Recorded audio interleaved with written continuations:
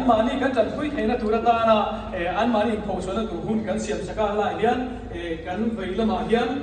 an oma pandal veila kan tu ba dor thein mu thein om don ani ti chuan kan college le vechun tila heading ten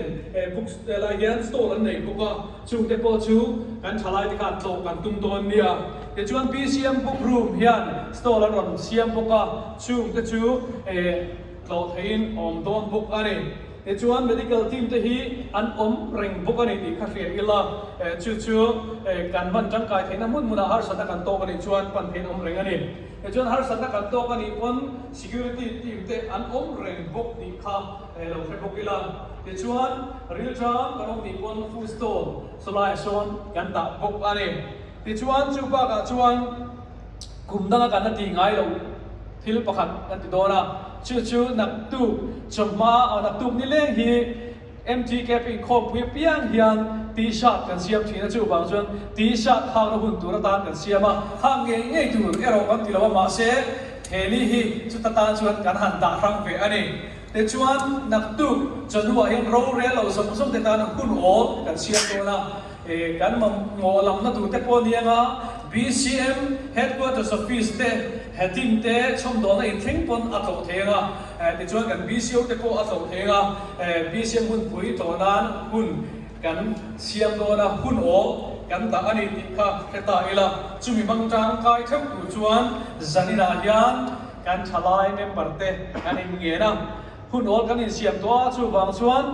abak som chu thei to pin pathian pakle choi moinan hun kan man kan tum don dia ato peratan chuan hei ka soi tel duwa kan in Inkhawmpui hi pathian pakle choi moinan tin kan tu wangin atop zana pathian pakle choi na mun moyo na hun praise and worship hun kan mang don ni chumia chuan kan zawaya atop thenga om turin kan in so many in zavain Inkhawmpui limom tak le nuam tak mang turin MTKP chuan du sakna ala achiu kalome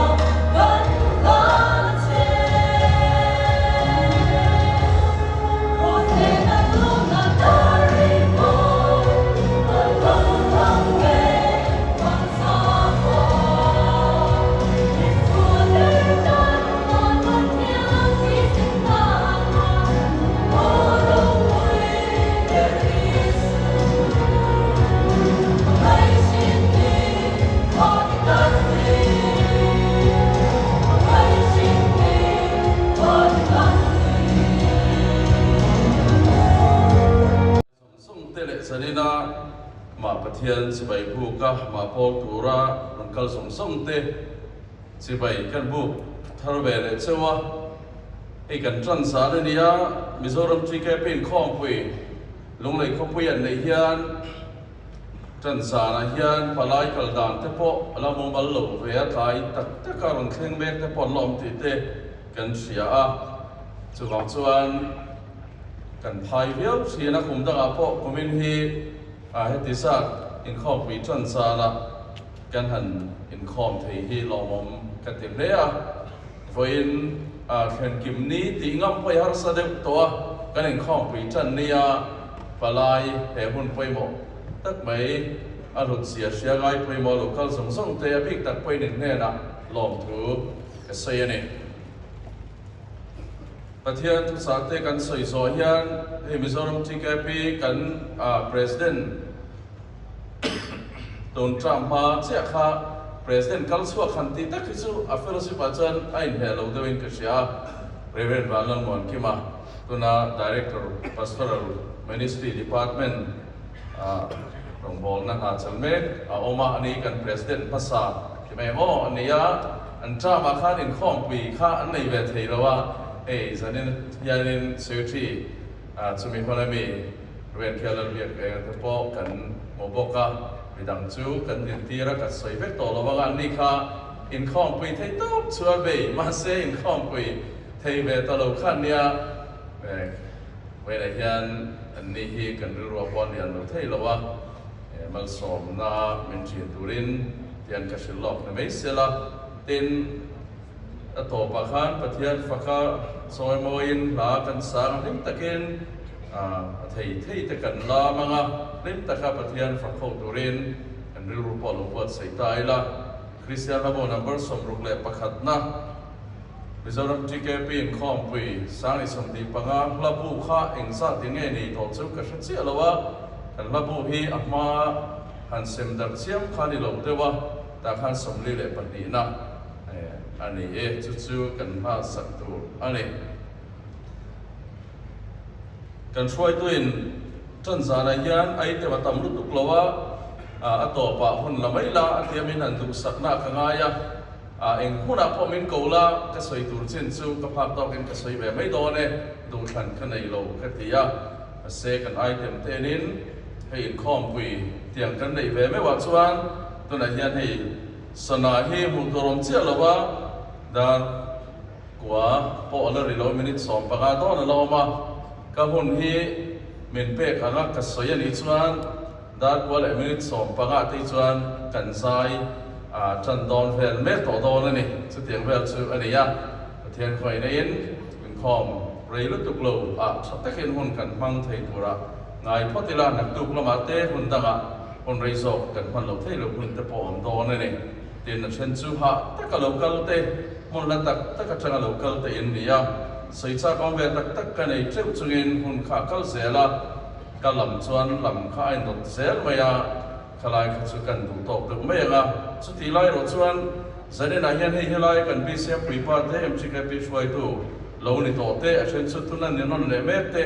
nai vai da wan oma ma se la de wa hian en kan senior te pani hi ka huwa apak senior de udang hi an sia de kan nei em ka shlowa ti sia kim lo pal hi alom ka ti khop maya min se thiam sela san pa chan ka din tir bik to lo mai nga reverend ti silal tom lawa ani rei le to maya ani zanin hi lo tel khatin ka sia tin so lai son reverend Israel biak sang an ka mo thei bo kai lai train a har de le kan chinai tin khan ka mo follow palam tu ka lau de ka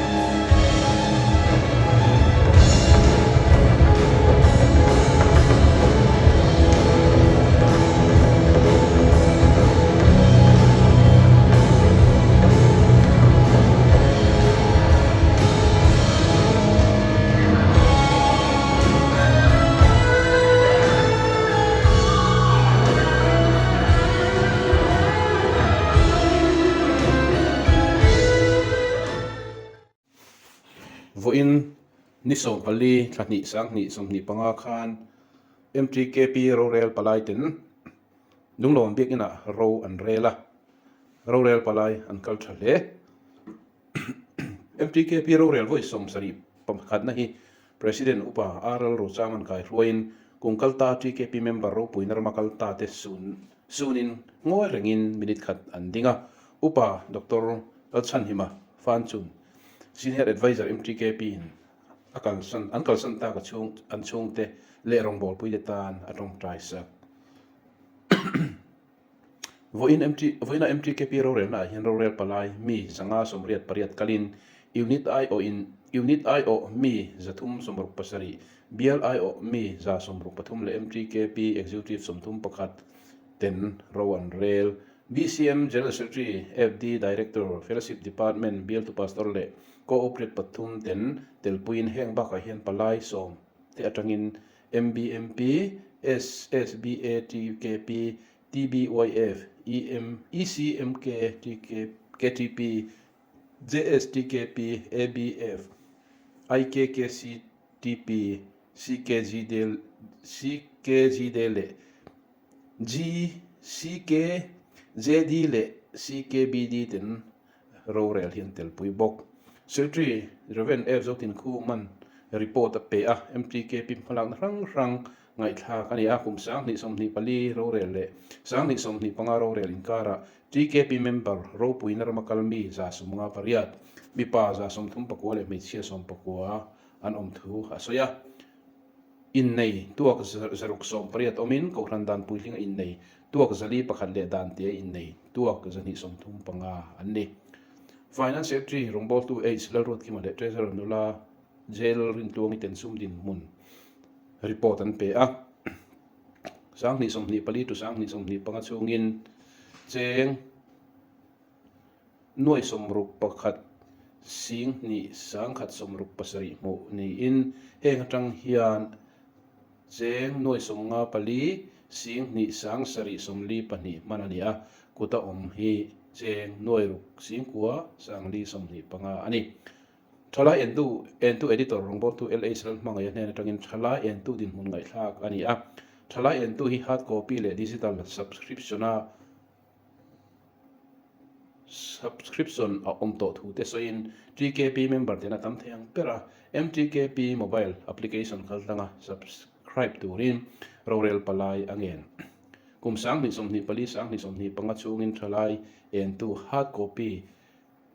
sing khat sam thum som nga ti chua ani MTKP Rorel voi som sari pangana hian MTKP malak na in ramta na tong chonghei tong trai buat sai ni se ti in an rela kum liam ta sang ni som ni panga khan sarkar tha kan nei theinan pathian ni tlai voi khat chonghei atong trai buat sai aloni to bok voina MTKP Rorel hian kum sang ni som ni pali sang ni som ni pangachunga malak na tu plan rang hetiang hian an rel budget noi som pariat roman ani a an thurel te chu heng te hi ani pakhatna BCM bundle structure puala unit in fe chua pani naram ta na chongai tong trai pathumna MTKP youth center puala sum tua palina TKP ten tharau bo man be pui thak pangana MTKP Inkhawmpui dol tu tran puina member tina kum tin cheng somnga khon thin ni se parukna rilru risel chungchang injirtian ni se pasarih na MTKP website siam ni se MTKP noi hian bial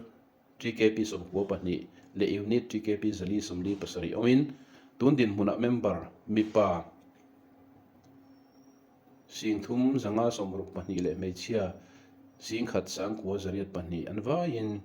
member singa zathum somruk pali an oma kum sang ni som ni pali atanga member pun na hi sang khat zanga somsari pakhat ani BCM General Secretary kai hruain MTKP office bearer sang ni som ni panga chu sang ni som ni pariat chunga hruaitu atan heng te hi thlan ani president upa Rorel biak zola rasiveng ruat vice president Jeffrey Lalrem Rota BCM Salem secretary Reven F Zotin Khuma BCM Serkon ruat Assistant Secretary rong bol tu a silal rot kima BCM veng lai Treasurer Grace Dalrin diki BCM ko sen Finance Secretary rong bol tu PC Dalrin dika BCM cha mari veng thang Senior Advisor upa zedi lalun moya BCM serkon le upa kelal du oma BCM salemte anni